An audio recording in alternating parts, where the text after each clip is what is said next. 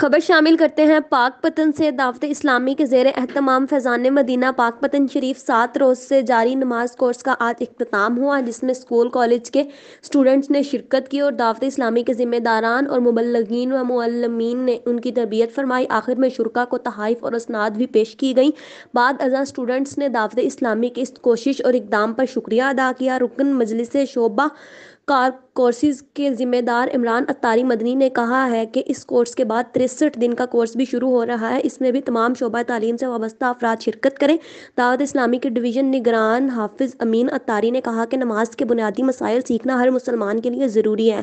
رکن مجلس media department کے ذمہ دار پیر فیضان چشتی اتاری نے کہا کہ ہمیں دنیاوی ڈگریوں کے ساتھ ساتھ دینی تعلیم کی ڈگری بھی حاصل کرنی چاہیے۔ رپورٹ کر رہے ہیں حسن بخاری۔ اور جو اس کو ترک کر دے گا تو وہ ایسا ہے کہ جیسا اس نے پورے دین کو جو ہے وہ ڈھانے میں گھر میں جا کے دوست احباب کو اس کا مشورہ دیں گے الحمدللہ انشاءاللہ۔ ہمیں وضو کے فرائض، غسل کے فرائض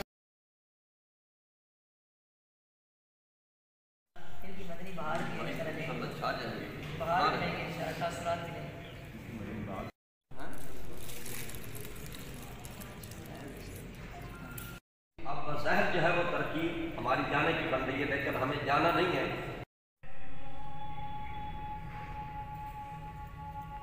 ہمیں دینی کام کرنے کی ساتھ دے دے بس۔ دیکھیں دین میں بار بار یہی کہتا ہوں کہ قربانیوں